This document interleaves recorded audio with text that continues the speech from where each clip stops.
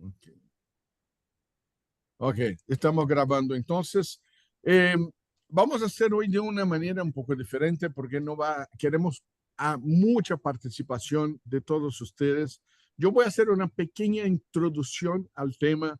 Después yo voy a pasar la palabra para algunos directores de Ukimiki que están con nosotros y para todos ustedes también para esta reflexión colectiva de todos al respecto del líder, de este papel de liderazgo transformador que es tan importante porque sabemos que hay una diferencia entre liderar y gestionar. Solo para una reflexión, cuando hablamos de transformación, estamos hablando de algo muy amplio que puede ser, involucrar, por ejemplo, la transformación digital, tecnológica, sociocultural, ambiental, geopolítica, que estamos viendo ahora cómo el mundo está cambiando tan rápido en tema de geopolítica, ágil, adaptativa,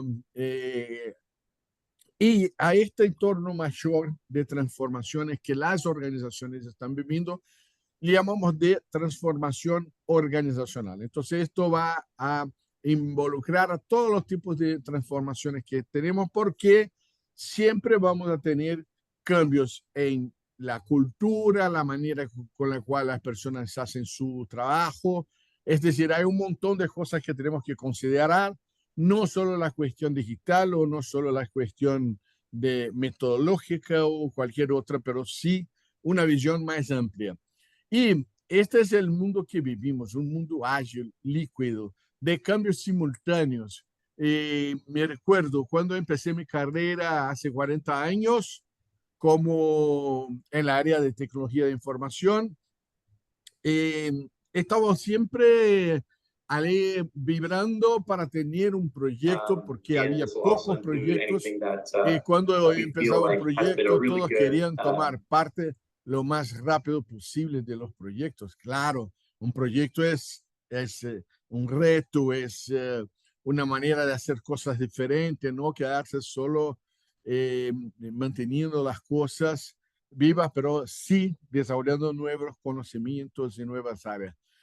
Cuando hablamos de cultura, entonces estamos hablando de este mundo de cambios simultáneos nos va a necesitar de una cultura organizacional de alta adaptabilidad, es decir, de agilidad en este sentido más puro de la palabra, que de hecho está conectado con la capacidad de cambiar o adaptarse rápidamente en respuesta a condiciones del mercado o otros factores externos. Y yo podría hasta poner factores internos también nos pueden llevar a una necesidad de cambio natural.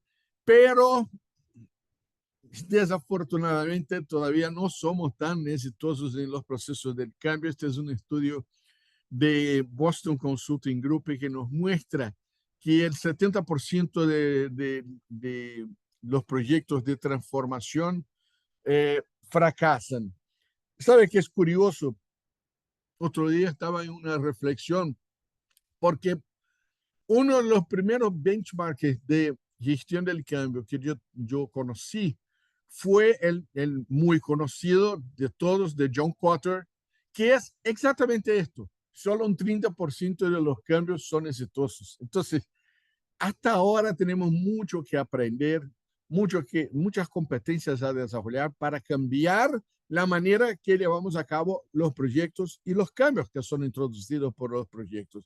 Entonces, esto es algo, es un gran reto, no solo para nosotros, pero principalmente para los líderes del cambio, para aquellos que son parte del senior management, del top management de las organizaciones, comprender que las organizaciones tienen que cambiar, pero los cambios se van a llevar a cabo a través de las personas, junto con las personas y nunca a pesar de las personas. Y esto tal vez sea uno de los principales problemas, porque este estudio también nos muestra que hacer cosas que si las hacemos de manera diferente, podemos ampliar la tasa de éxito bastante para un 80 hasta 90%, y algunas organizaciones, claro, este es un promedio, para algunas organizaciones van a ser como 100%.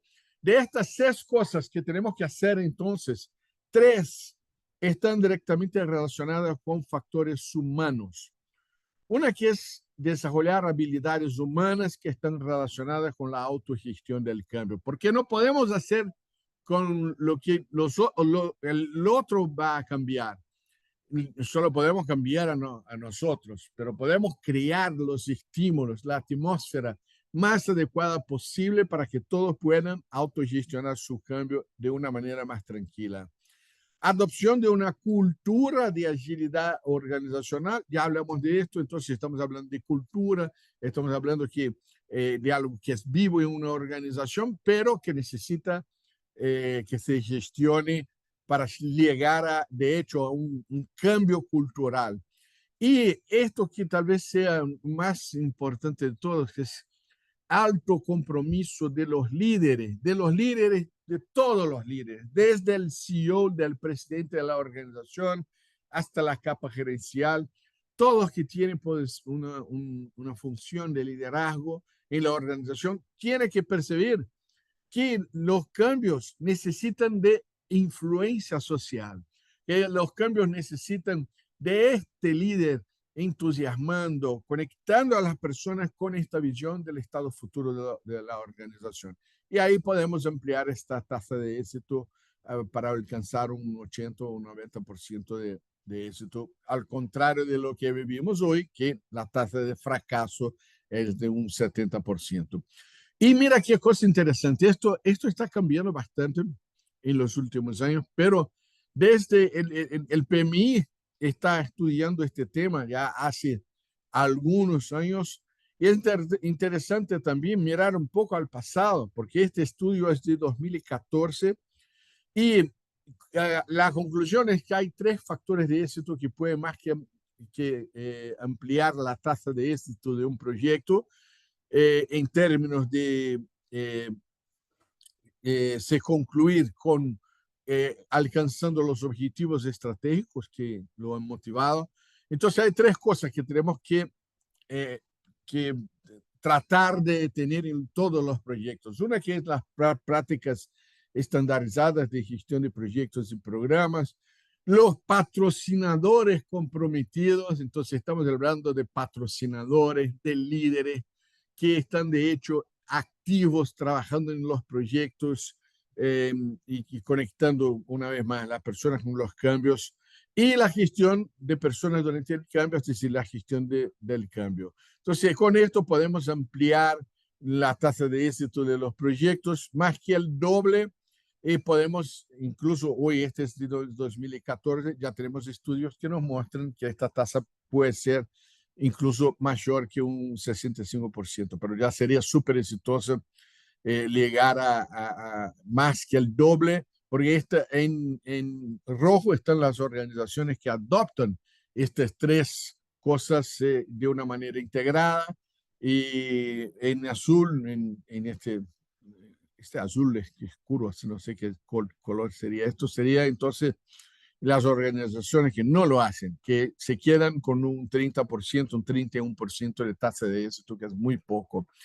Pero la gestión del cambio es entonces una disciplina para cualquier líder.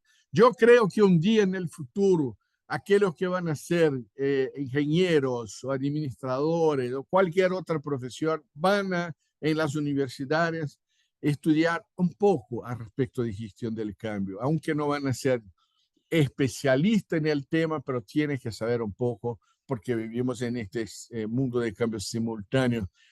Sin embargo, como yo dice, nadie tiene el poder de obligar al otro a cambiar. No podemos cambiar tampoco nuestros hijos, nuestras hijas, las personas que más amamos, pero sí tenemos la responsabilidad de crear esta atmósfera que sea lo más positiva posible para los cambios. Bien, hay una diferencia entre gestionar el cambio, tiene que ver con planificación, con gestión de actividades, conseguir procesos, buenas prácticas, métodos, políticas, herramientas, solución de problemas. Cuando hablamos de liderar, ahí estamos hablando de tener una visión y comunicar esta visión, el propósito, la dirección, inspirar a las personas, entusiasmar, motivar, escuchar a las personas. Escuchar es una manera de conectar a las personas con los cambios y actuar como un embajador del cambio, crear esta cadena también de copatrocinadores, otros líderes que se debería traer para el proceso del cambio. Para esto tenemos, la verdad, en el Eisenbach, por ejemplo, tenemos un montón de actividades, desde la planificación estratégica de gestión del cambio, como la definición y preparación del patrocinador del proyecto, porque muchas veces los patrocinadores, los líderes del cambio, no saben qué deben hacer, no están preparados adecuadamente para hacer lo que esperamos, su rol de líder en cualquier actividad. Entonces, tenemos también un workshop de alineación y movilización de los líderes del cambio. Tenemos un montón de actividades que pueden ser muy interesantes en términos de estimular a las personas. Entonces, con esta rápida introducción al tema para provocar alguna reflexión, queremos ahora una sesión bastante, a ver, que hay personas que están esperando para entrar, una sesión bastante abierta de discusión, de aprendizaje colectiva, porque nosotros también siempre aprendemos con la experiencia de ustedes. Yo voy a empezar con Amanda Palazón, eh, preguntando a Amanda, ¿qué buenas prácticas bajo tu experiencia tú puedes percibir para cada vez más involucrar a los líderes, darles el protagonismo que es necesario, pero también el soporte, desde la gestión del cambio, darles el soporte para que puedan, de hecho, hacer su parte y ser parte como agente activo de los cambios organizacionales? ¿Qué tal? Pues lo primero, muchas gracias, Vicente. Como siempre, es un placer estar aquí con todos nuestros compañeros del mundo, los directores de los diferentes países, siempre aprendiendo y, por supuesto, con todos los asistentes que nos acompañan. Pues la verdad es que el tema del liderazgo y además, fíjate, justo ayer que teníamos los premios, creo que es un tema central y fundamental en la actualidad, donde tenemos que poner el foco en ese cambio de mentalidad. Y para que eso ocurra, yo creo que una de las buenas prácticas primero es formarles, porque en mi experiencia muchos me dicen que a pesar de que tienen que liderar el cambio, no saben, porque no es una disciplina que ellos han utilizado. Por tanto, lo primero siempre formarles. Lo segundo, acompañarles, porque la realidad es que la teoría de gestión del cambio no es especialmente difícil, sin embargo, la práctica sí lo es. Ahí es cuando empiezas el día a día a trabajar en un proceso de cambio, pues te das cuenta de que surgen pues esas resistencias, surgen nuevas barreras, hay impactos que no tenías previsto, los riesgos, todo ese tipo de temas, pues hay que controlarlos. Y como buenas prácticas, nosotros siempre decimos que hay dos, fundamentalmente. Una, la primera es yo soy, es decir, conocerse a sí mismo, cómo son mis fortalezas, cuáles son mis debilidades, para poder ser capaz de trabajar en equipo, esa actividad recurrente que tenemos en HSMBOK, ¿no? Que es ese espíritu de equipo, tienes que saber cómo eres capaz de liderarlo, de generar esa visión compartida también. Es muy importante que el líder sea capaz de hacerlo y de ahí el uso de muchas herramientas que tenemos nosotros en la metodología. Y por otro lado, ¿a qué debo dedicar mi tiempo? Foco, porque no tenemos tiempo para todo. El tiempo ahora mismo es un valor, estamos sobrecargados de cosas y fundamentalmente son tres cosas. Primero, ser capaces de coordinar personas, de generar equipos de influentes, de generar un equipo que nos acompañe, porque solo uno no puede hacer ese proceso de cambio. Optimizar recursos, porque desgraciadamente no tenemos mucho, entonces hay que aprovechar todo lo que tenemos. Y finalmente, y lo has dicho tú antes, ¿no? Tiene que ver con la comunicación, esa parte de escucha activa, pues esa comunicación que persuade, esa comunicación que convence, no imponer, sino convencer y dedicar tiempo a estar con las personas. Y cada vez más creemos que una buena práctica es el estar presente. La tecnología es nuestra amiga, ha venido a ayudarnos, Pero no podemos olvidar que hablamos de personas, nuestro gran desafío, y hay que sentarse, hay que generar ese espíritu de equipo que se genera en presencia. Entonces, pues utilizar estos dos mundos, ¿no? El mundo virtual, pero también no olvidar el mundo presencial. Muy bien, muchas gracias, Amanda. Excelente escucharte siempre. Edgar, ¿quieres aportar algo, por favor? Hola Vicente, colegas, amigos de Latinoamérica, muy buenos días, espero que se encuentren muy bien, gracias por estar ahí conectados, sobre todo Leticia, Pedro, Esteban, Jenny, Amanda, por tener la cámara abierta y dejaros conocer, espectacular verlos, ¿sí? Si alguien más quiere encender la cámara, por cierto, no tenga miedo, no le vamos a hacer nada acá, después de una foto no pasa nada más, si es que es el caso. Ah, gracias Olga, genial, fantástico. Bueno, mira Vicente, a ver. La primera charla que yo di de liderazgo hace 20 años, ¿sí? Di una charla a 80 personas en una universidad sobre liderazgo. Eh, y una de las primeras competencias que yo mencionaba en el mundo del liderazgo era la valentía, y la sigo manteniendo. Una competencia válida para un líder es la valentía. Gracias, Mariana. Sí, aunque no sé si te llames Manuel Gil, pero gracias por encender la cámara.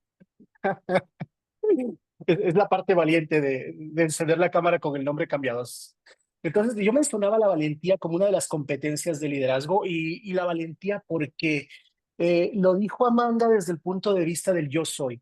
Un líder, si realmente quiere ser líder, lo primero que debe ser es valiente para conocerse a sí mismo y enfrentar sus miedos, enfrentar sus debilidades y reconocer sus oportunidades de mejora. Entonces, yo creo que todos los seres humanos en particular tenemos esas debilidades, esas fortalezas, pero si no las reconocemos como tales, no vamos a estar dispuestos a trabajar en ellas. Entonces, en el mundo de la gestión del cambio, cuando nosotros hablamos de formar y acompañar líderes primero, yo creería que lo que debemos asegurarnos es que si la persona a la cual vamos a acompañar realmente quiere ser valiente consigo mismo para ser líder. Te doy un dato y les doy un dato a mis estimados colegas y amigos de Latinoamérica. Hicimos un levantamiento en 176 clientes nuestros en Latinoamérica hace un par de años, luego de la pandemia. El 90% de los mandos medios, estamos hablando de los line managers y los que todavía no tenían cargo de responsabilidad, el 90% querían ser líderes organizacionales, querían llegar a ser gerentes, directores, ojalá CEOs de las compañías. Y yo creo que eso lo deseamos todos en un momento determinado, ¿cierto? Sin embargo, entre las preguntas que nosotros hacíamos a estos line managers y posibles líderes organizacionales, cuando hablábamos de accountability, cuando hablábamos de responsabilidad, cuando hablábamos de pagar las cuentas de liderazgo, solamente el 20% estaba dispuesto a asumir las responsabilidades de llegar a un puesto de liderazgo. Entonces, esto a nosotros nos dejó una gran lección en todos los programas que tenemos de liderazgo en Latinoamérica, que era básicamente al líder no debes enseñarle primero empatía, no debes enseñarle eso, primero debes enseñar a ser valiente consigo mismo. Es más, a ser autoempático, a ser empático consigo mismo. Entonces, la única forma de que un líder lidere un cambio es que él confíe en sí mismo. Si él no confía en sí mismo, no va a poder hacer que otras personas confíen en él si es que va a liderar un cambio. Y mucho menos va a poder influenciar o persuadir con respecto al cambio. Por más que yo me sepa la visión de memoria, si yo no estoy convencido con lo que yo lo puedo lograr, va a ser complicado como líder. Entonces, esa famosa pregunta de líder se hace o nace, el líder se hace, pero siempre y cuando yo quiera hacer que eso pase. Entonces, en mi experiencia de algunos años, y eso creo que nos ha pasado a todos, cuando hemos estado en procesos de formación de líder, si el líder no quiere ser líder, no va a ser líder, punto. Y ojo, desde mi experiencia, no, las organizaciones no necesitan un montón de líderes, necesitan líderes específicos y puntuales. Los demás pueden ser gestores, no hay ningún inconveniente, pero esas responsabilidades deben ser bien delineadas en las organizaciones. Entonces, el cambio necesita de los dos mundos, liderazgo por una parte y mucha gestión por otra parte. ¿Sí? El hecho de que necesitemos de liderazgo no significa que debamos botar a la basura la gestión es necesaria. ¿Sí? Un líder sin gestión no avanza. ¿Ok? Y era mi punto de vista, mi estimado Vicente. Gracias, Edgar. No, es muy interesante pensar en esto porque de hecho necesitamos de gestión y mismo yo creo que existe tal vez un tipo de liderazgo que es como podríamos llamar de liderazgo situacional. Es decir, yo no soy un líder formal, pero yo tengo una gran capacidad de influenciar la atmósfera de un proyecto, del proceso de cambio. Sin embargo, acá estamos más enfocados en los líderes que de hecho tienen una posición de liderazgo en la organización y tienen la responsabilidad de ser un líder transformacional, un líder que apoya los procesos de cambio. Entonces, Jenes, quería escuchar desde tu experiencia, ¿qué falta para los líderes de hoy? Sabemos que hay muchas organizaciones los cambios tal vez podrían tener una tasa de éxito más amplia si los líderes se involucrasen más, si su grado de compromiso, de conexión, de inspiración, de actuación en los cambios, si es más alta, naturalmente vamos a llegar a resultados mejores. ¿Cómo tú ves que falta a estos líderes para que perciban que vivimos los años de tal vez el siglo de los cambios más extremados de la humanidad que tiene que apoyar, que tiene que ser líderes transformadores? Hola, ¿cómo están? Mucho gusto a todos desde Uruguay, Jenis Carmona. Bueno, Vicente, sumado y de acuerdo a todo lo que han compartido mis compañeros, totalmente de acuerdo, yo le voy a agregar un componente más que desde mi experiencia yo he visto que es muy importante. Es decir, el líder es importante todo lo que hablaban mis compañeros de la comunicación, como debe ser el referente comunicacional porque es el que declara el cambio en la comunicación, obviamente la gestión de conflictos en situaciones muy particulares, como bien seguramente ya se mencionaron, lo que decía Edgar sobre todo en el tema de la valentía de ese líder y si quiere realmente asumir el rol de líder. Yo le voy a agregar un componente más, que es la cultura.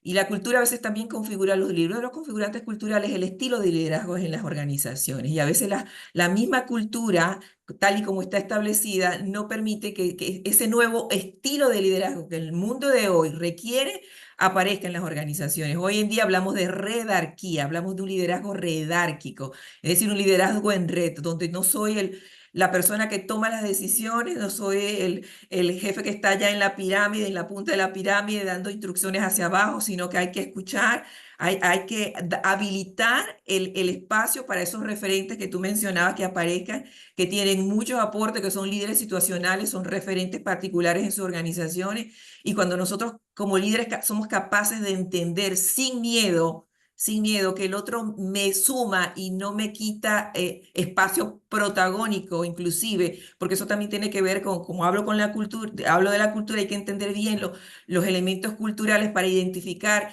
qué es lo que inhibe o no inhibe en esa cultura que aparezcan esos líderes de determinada manera con ese espacio de valentía, de autodeterminación y de asumir compromiso. Y yo me voy a quedar solamente con una pregunta que siempre me hago y que la quiero compartir con ustedes y es, ¿qué tan dispuesto estoy yo como líder a asumir esos desafíos que la misma cultura implica que yo tenga que ser disruptiva para mostrar un espacio diferente? Porque el mundo cambió y las organizaciones requieren un nuevo estilo de liderazgo. Las tecnologías nos están facilitando el trabajo, pero los temas humanos son vitales. Yo siempre tengo como norte la frase que desde UMI decimos que mientras más tecnología, más necesario se hace el humano.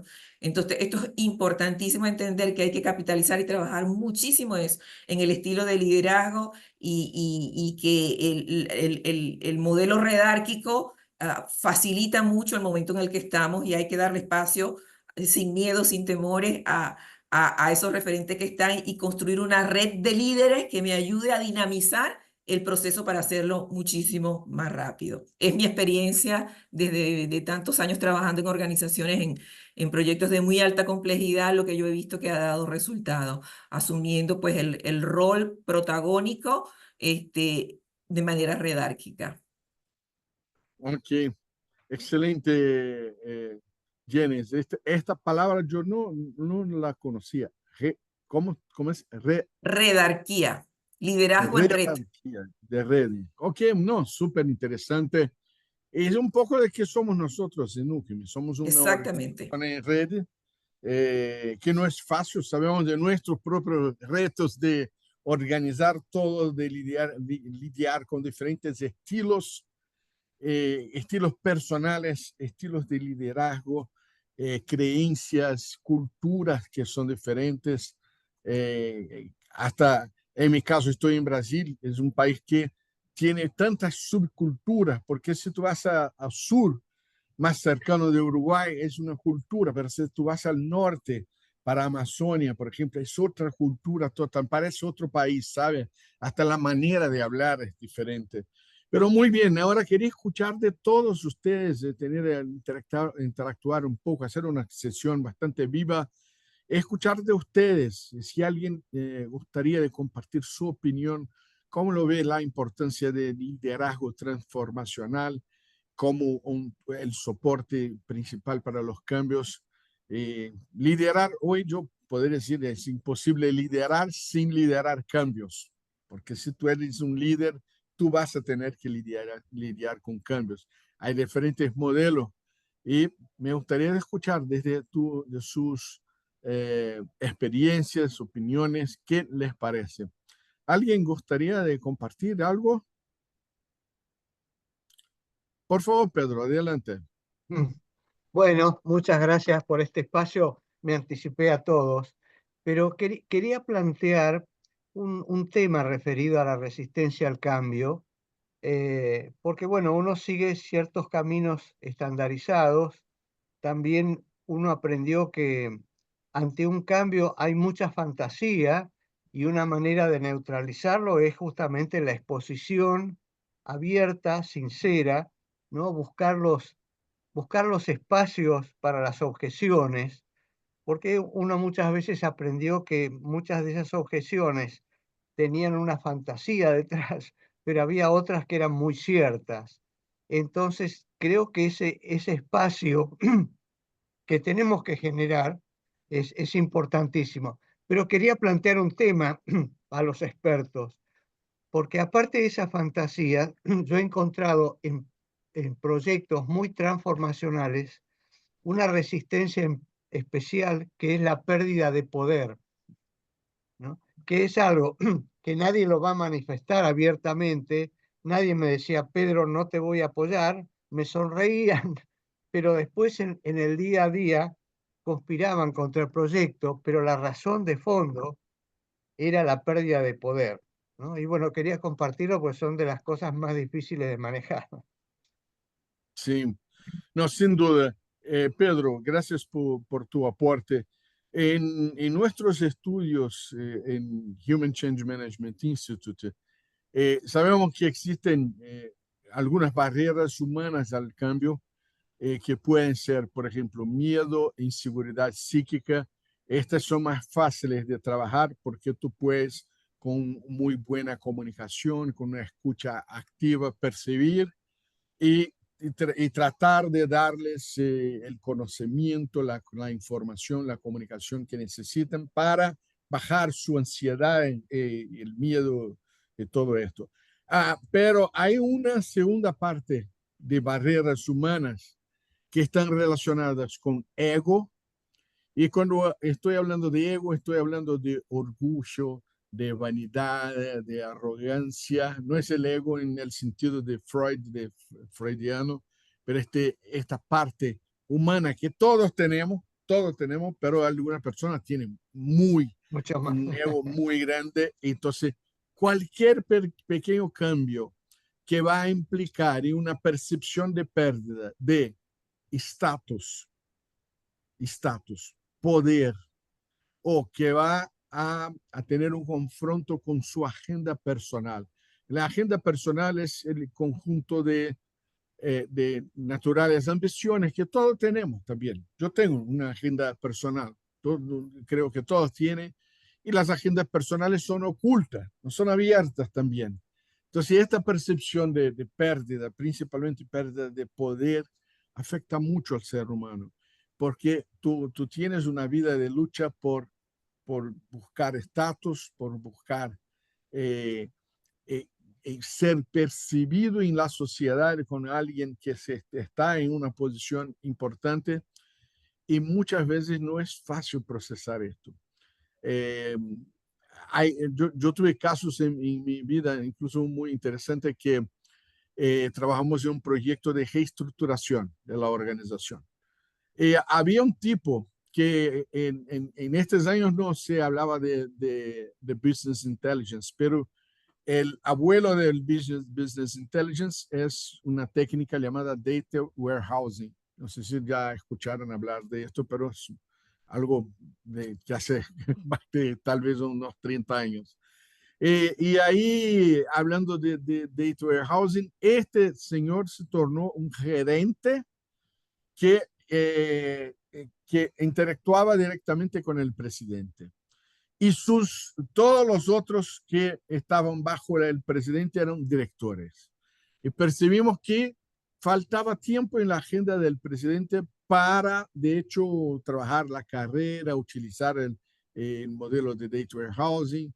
El presidente estaba súper entusiasmado a lo largo del proyecto, pero después esto pasó y ahí este tipo se quedó en esta estructura totalmente anormal, poco funcional, pero para él era súper importante. Yo tengo una relación directa con el presidente. En la reestructuración, entonces cambiamos su posición para abajo de la directora de finanzas. Y ahí el tipo ganó muchas cosas, incluso hubo una fusión de dos áreas. Este tipo ahora pasó a tener más personas en su área de responsabilidad, más presupuesto también para gestionar. Su carrera estaba diferente porque ahora podría acceder para crecer y llegar a un director, porque nunca saliría de gerente para presidente, pero ahora podría sí llegar un día a ser un director, pero su percepción fue de pérdida. Porque cómo compartir con mis amigos en el LinkedIn que yo pasé a lo largo de años, yo hablaba directamente con el presidente, ahora mi jefa es una directora de finanzas. Entonces, esta percepción de pérdida de estatus también afecta mucho, pero también hay siempre una relación directa con poder y también hay siempre una relación directa con ego, con orgullo y vanidad.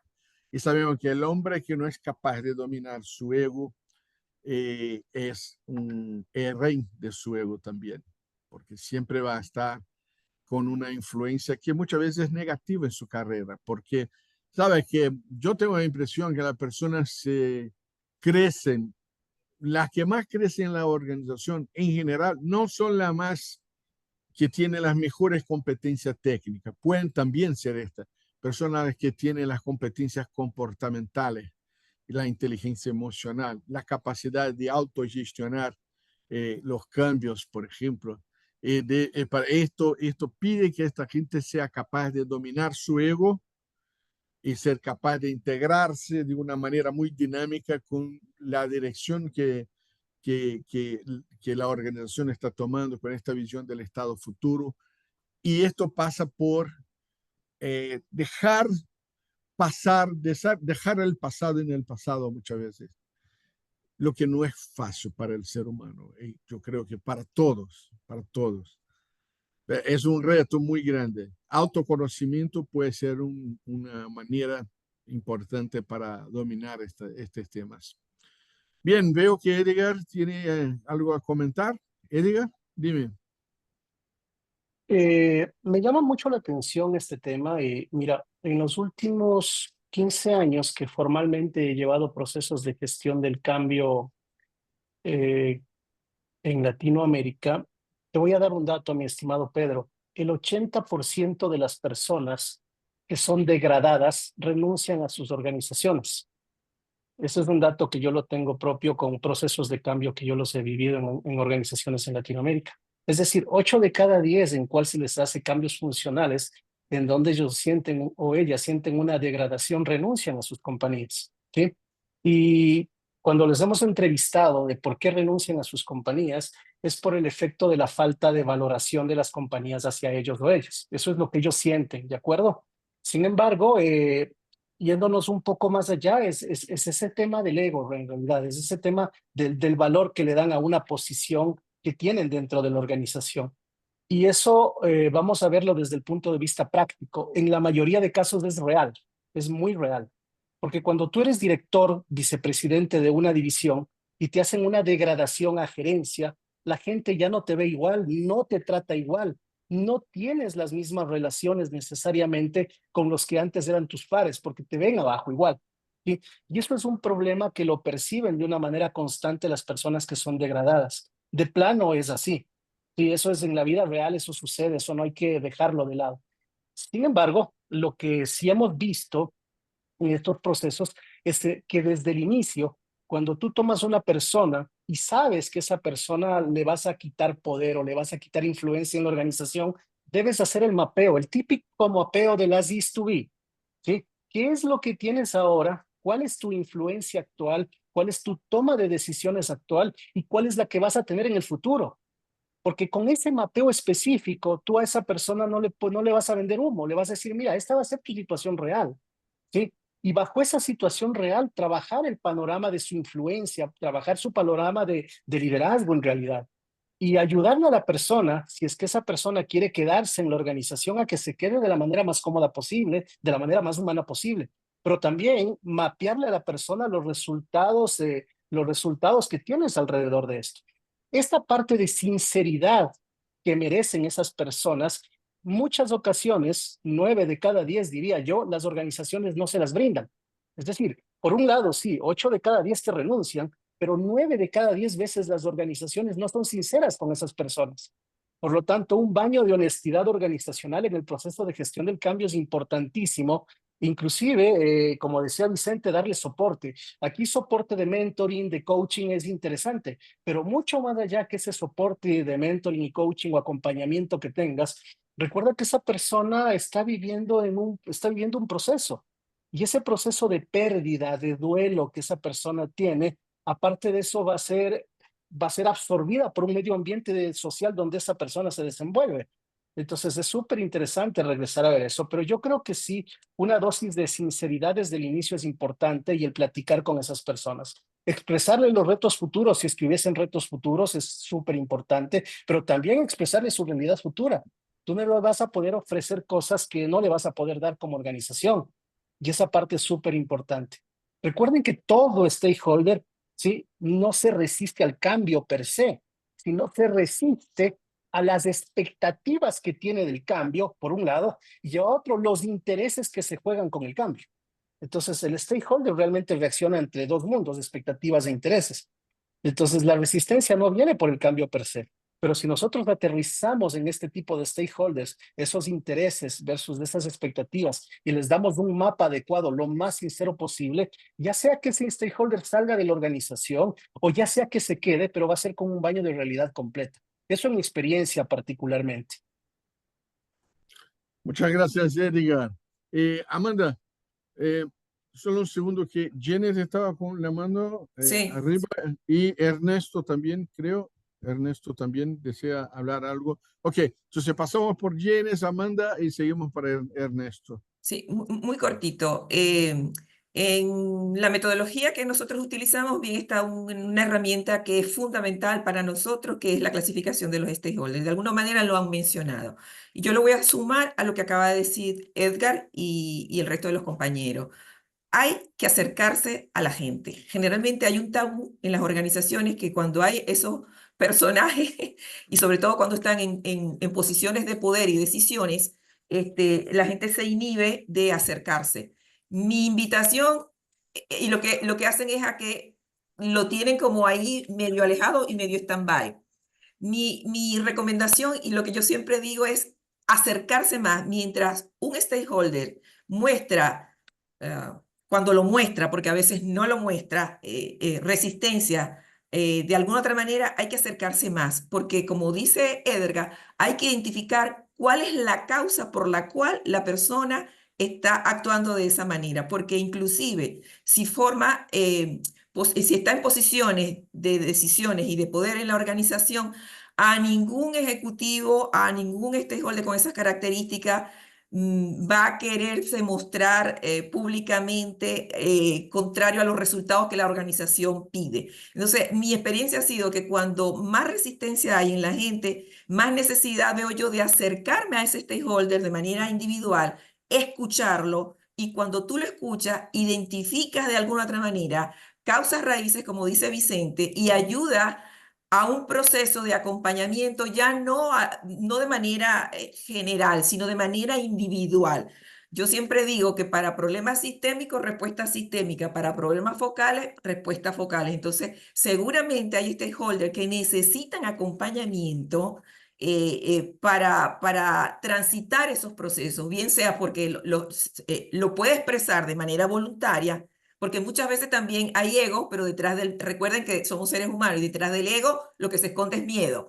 Entonces, de alguna manera, cuando uno entra y escucha al ser humano en vivo, al ser humano sin juicios, simplemente escuchándolo y legitimándolo, al escucharlo, tú te puedes dar cuenta y con qué argumento tú puedes apoyarlo en un proceso de trabajo como el que Edgar acaba de expresar en algún momento, ¿no? Entonces, eso es muy importante. La experiencia nos ha dicho que no debemos alejarnos de los stakeholders que muestran conductas opositoras, inclusive hasta un poco fuertes, inhibidoras, yo diría yo, para ciertos roles dentro de la organización. Al contrario, acerquémonos más, entendamos la situación y planteémosles una alternativa de apoyo individual para ello. Porque, vuelvo y repito, a ellos públicamente no van a querer mostrarse como pública en general, a la organización completa, como que no está de acuerdo con algunos cambios. Y si lo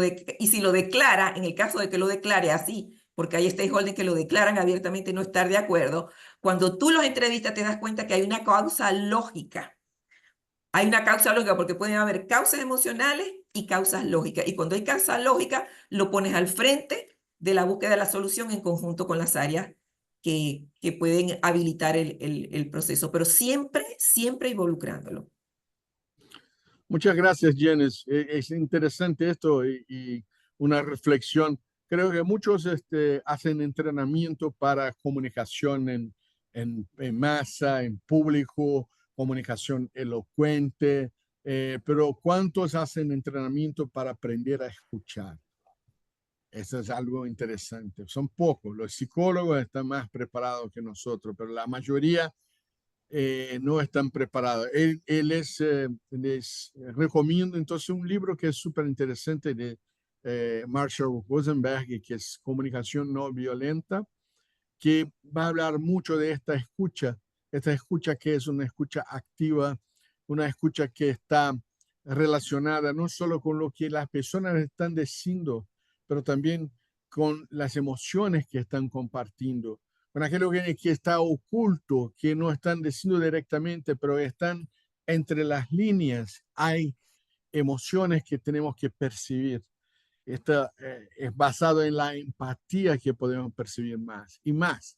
Escuchar es escuchar, de hecho, el todo. No escuchar ya estar preparando para contestar algo y pensando en otra cosa que, de hecho, tú no estás escuchando. Puedes estar oyendo, pero no escuchando a la persona con toda su complejidad, con todas sus emociones.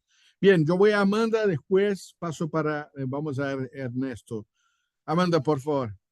Bueno, pues por sumar, porque efectivamente estoy totalmente de acuerdo. Lo primero es la parte que decía Jenny de nuestra matriz de stakeholder, es decir, si nosotros tenemos identificado que ahí hay una persona que puede estar con ese problema, pues yo en mi experiencia, el verdadero problema es cuando se hace de un día para otro.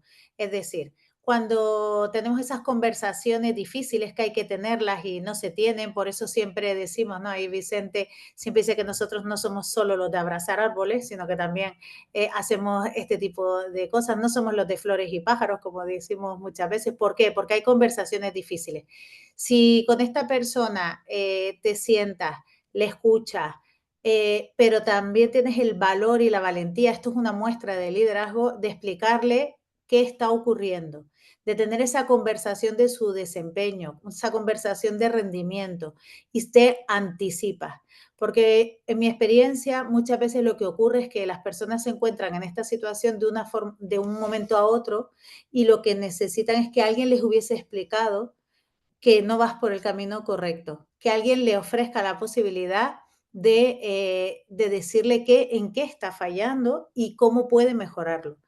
Cuando se ha hecho eso previamente, la persona cuando recibe esto, que hay que ser realista, siempre que hay una degradación, se percibe como castigo y en el fondo un poco de verdad hay, la persona honesta es la que siente esa empatía por la persona. Lo que pasa es que se ha anticipado y le ha dicho, lo hablamos, pusimos estos medios, hicimos este plan de acción, continuaste con la misma actitud, volvimos a hablar, ya pues se ha acabado el tiempo. Y cuando eso ocurre, las personas creo que lo asumen muchísimo mejor, porque en el fondo ellos son conscientes de que es verdad. Para mí el gran problema del ego, del estatus y de la zona de confort, que efectivamente son los 3 stoppers del liderazgo, está en que todo es de un día para otro. Por ejemplo, en un proyecto de Open Space, estos proyectos de pradera, estos proyectos donde quitan los despachos, es que no cuentan con ellos, no les explican por qué hay que quitarlos, no les dan opción a que tengan el conocimiento. De repente, aquel despacho que se entregó como recompensa a su trabajo, se le quita sin explicarle que no es una pérdida de poder, que es una nueva forma de trabajar, por ejemplo, y lo perciben como pérdida de poder. Es decir, para mí, sumando a lo que decían mis compañeros del coach, la honestidad y esa matriz de stakeholder, que para eso existe esa herramienta, está el que tengas conversaciones difíciles y que te anticipes para que no sea una cosa que ocurre de un día para otro, para que la gestión de expectativas esté bien realizada. Muy bien, muchas gracias. Gestión de expectativas es siempre muy importante porque es una expectativa que no se alcanza, genera frustración. Frustración es una fuente de antagonismo, sin duda. Señor Ernesto Aguilar, por favor, adelante. Por favor, señor Ernesto, tu micrófono está cerrado. ¿Ahora sí me Ahí. escuchan? Sí, ahora sí. Hola, ¿qué tal? Bueno, buen día a todos, desde acá, desde México. Bueno, ciertamente el cambio, como bien lo habías comentado, necesita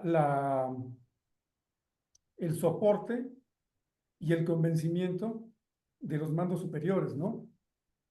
De los C-levels. Si esto no se da, pues es muy difícil hacer un cambio efectivo, ¿no? O que sea duradero, permanente, ¿no? Entonces, pero eso es lo que falla muchas veces. Y falla por algo que ya han comentado, que es la aceptación o al riesgo de perder poder, ¿no? Y ahí entran varios factores, como lo comentabas, el ego y la hipocresía y el cinismo, ¿no? Porque realmente nadie que esté en una posición de poder quiere perderlo. Y como se dice desde tiempos antiguos, ¿no? El poder no se comparte, el poder no se da, el poder se mantiene. Y muchas personas piensan así, y muchos líderes piensan así, sin temor a equivocarme, la mayoría, y pocos están dispuestos a iniciar lo que Campbell decía, pues el camino del héroe, ¿no? Para poder llegar realmente a conocerse a uno mismo, ¿no? Lo que comentabas, el autoconocimiento, la gestión del autoconocimiento, ¿no? ¿Para qué? Para manejar de la mejor forma las agendas personales, las metas personales, cómo son ellas contra las metas, las agendas del proyecto y de la empresa, y encontrar esos gaps y cubrir esos gaps. Coaching, mentoring, training, pero ese camino es que los líderes superiores lo quieran cumplir, pues es pocas veces yo lo he visto en mi experiencia. también la aceptación de pues que hay paradigmas que tenemos que cambiar y hay paradigmas que no podemos cambiar o que no vamos a cambiar. Aquí podría quedar, que queda muy bien citar a los estoicos, ¿no? O sea, reconocer aquello que puedo cambiar, aquello que no puedo cambiar, y la sabiduría para entenderlo, ¿no? Pero tampoco se está dispuesto a eso, y eso precisamente es lo que daña o malogra los procesos del cambio, ¿no? Muchas veces aquello que no podemos cambiar, esos paradigmas, pues tal vez no necesitamos cambiarlos, pero sí podemos cambiar nosotros. Y aquí como decía Marcel Proust, ¿no? En esa maravillosa frase, pues yo nada fuera de mí ha cambiado. Yo he cambiado, entonces todo ha cambiado. Y eso es, ese tipo de enfoques hay que retomarlos nuevamente para poder realmente gestionar un buen proceso de una transformación y tener un liderazgo transformacional. Y por último, me gustaría también hacer énfasis en hacer algo que también ya han tocado, que es los stakeholders, ¿no? Hay que hacer no solamente una clasificación, ir más allá, hacer un análisis de stakeholders y precisamente saber qué les duele, cómo nos va a afectar determinado proyecto, porque los puede afectar positivamente o negativamente, ¿sí? Pero saber acercarse a ellos y ahí aplicar nuestras habilidades de liderazgo, de escucha activa, de empatía, de tolerancia, y también pues arrastrar el lápiz y apuntar, ¿no? ¿Qué es qué es a lo que le tienen miedo? ¿Cómo los van a afectar? ¿Cómo van a perder poder si es que lo van a perder? ¿O cómo se va a transformar su poder, ¿no? Porque como muchas veces, como alguien comentaba, me parece que James, bueno, pues en algún momento no se está perdiendo el poder, se está transformando ese poder, ¿no? Entonces, creo que todo esto, si llegamos a conocer cuáles son las metas, y ese análisis nuevamente es conocer cuáles son también las metas, los objetivos y cómo casan estos contra el proyecto y contra los objetivos de la empresa. Entonces, haciendo todo ese análisis, nos acercamos un poco más y gestionándolo realmente con experiencia, porque para esto, pues, parece una receta, pero no lo es, o sea, no es tan fácil como decir, bueno, ahí están los pasos, ¿no? No es tener también la experiencia para poder ejecutarla de la manera más adecuada. Eso es lo que quería compartir. Muchas gracias, Vicente. Gracias, Ernesto. Muy, muy interesante. Y es increíble cómo muchas veces este conocimiento colectivo, cuando se juntan las personas de diferentes culturas para compartir ideas, aprendemos juntos, percibimos que algunas veces cosas que estamos haciendo, que estamos desarrollando, están en línea con este pensamiento que es común a todos. Mira qué cosa interesante. Les voy a compartir una parte de la herramienta que utilizamos en HCMI, que es el HMBOK Tools, y este es el Cockpit Management. Y acá una de las cosas más importantes que tenemos es la gestión de antagonismo y la gestión de compromiso. Percibir esto desde el plan estratégico de gestión del cambio. ¿Cuáles son los factores que van a afectar a las personas? Y cuando llegamos en la gestión de stakeholders, claro, hacemos el mapa de stakeholders, hacemos una evaluación de poder e influencia. Bien, acá está poder e influencia, diferentes niveles de compromiso potencial, diferentes niveles, desde un vendedor de los cambios hasta un saboteador oculto. Pero esto está muy basado en nuestra percepción. Ahora, también podemos utilizar técnicas más avanzadas, que solo con la tecnología es posible, con las hojas de cálculo esto no se puede hacer, que es la gestión tridimensional de stakeholder. Acá, por ejemplo, si ponemos todas estas personas que están en nuestro mapa de stakeholder en una gráfica como esta, Parece que todos los vendedores, hemos puesto en el nivel 100, son todos iguales. Parece que todos los soportes que hemos puesto en el nivel 90 son todos iguales. Pero cuando los ponemos bajo un algoritmo que considera los factores de compromiso y los factores de antagonismo, ahí podemos comprender mucho mejor lo que pasa con cada uno de ellos.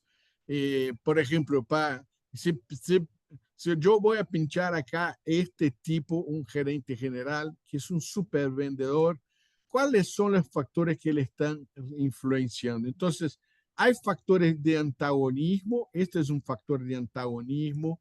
Planificamos una acción para lidiar, mitigar, eliminar este factor de antagonismo que se llevó a cabo.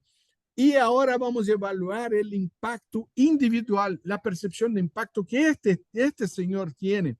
Porque este gerente general de finanzas, porque yo puedo llevar a cabo una acción para quitar un factor de antagonismo que para mí está excelente y el impacto individual ya no lo percibo más, es ningún.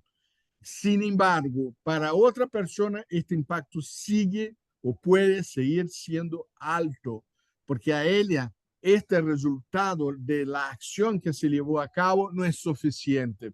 Entonces, solo imagínate, si este es el caso, si para este tipo el impacto sigue siendo alto desde el punto de vista individual. Por esto somos Human Change Management.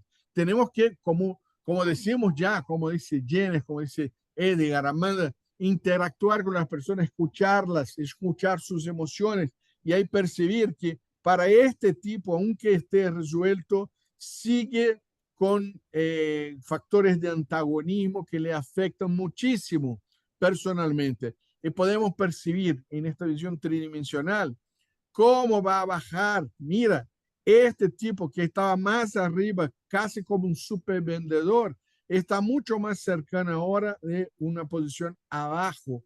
Entonces esto nos da una percepción más pragmática, más asertiva de cómo hacer una gestión de los stakeholders que pasa por la matriz, crear la matriz, establecer el nivel de poder e influencia, su compromiso potencial, pero también comprender todos estos factores que están afectando a estas personas directa, indirectamente, a algunas más, a otras menos. Y esta dinámica pide una interacción con las personas. Ahora no estamos más compartiendo, pero no sé si fue posible, Ernesto, ver esta dinámica de la gráfica de una visión de gestión de stakeholders con un foco muy personificado, muy directo al individuo, porque las personas son tan diferentes y tan complejas que muchas veces lo que afecta a uno no afecta a otro. La percepción de pérdida es diferente, la percepción de poder. Yo puedo ser un early adopter y muy rápidamente adecuarme a este nuevo escenario, resignificar mi agenda personal en esta dirección rápidamente, mientras otra persona pues necesitar de mucho más tiempo hasta que se adapte. Y muchas veces solo lo va a hacer después que los cambios ya están implementados, después que muchos cambios ya están institucionalizados en la cultura. Ahí esta persona van a ser casi que en un efecto de conformidad social, porque el comportamiento acepto es diferente ahora, es de apertura al cambio, es de compromiso con el cambio. Entonces, esta persona van a cambiar después. Este es un estudio llevado a cabo por un profesor llamado Everett Rogers en el libro Difusión de las Innovaciones, que es muy interesante también. Bien, nuestro plan sería llevar esta sesión a lo largo de 1 hora. Tuvimos una pequeña introducción, después esta interacción, pero si alguien quiere dar la última palabra antes de cerrar la sesión, sería un placer escucharlos. ¿Alguien más? Ok, entonces Muchas gracias a todos por compartir ideas, por estar con nosotros acá. Esto es algo que seguiremos haciendo y el próximo año lo vamos a hacer mucho más, principalmente en estas sesiones abiertas con la oportunidad de escuchar y de aprender. Siempre aprendemos unos con otros, diferentes maneras de lidiar con los cambios. Gracias, un abrazo, feliz año nuevo, feliz fiestas Gracias. para todos y nos vemos en 2025. Un abrazo desde Brasil. Chao, Y eso es chao. todo. Gracias, Vicente. Buen día. Buen día. Chao, chao. Chao, Chao, chao. chao. Chao, chao.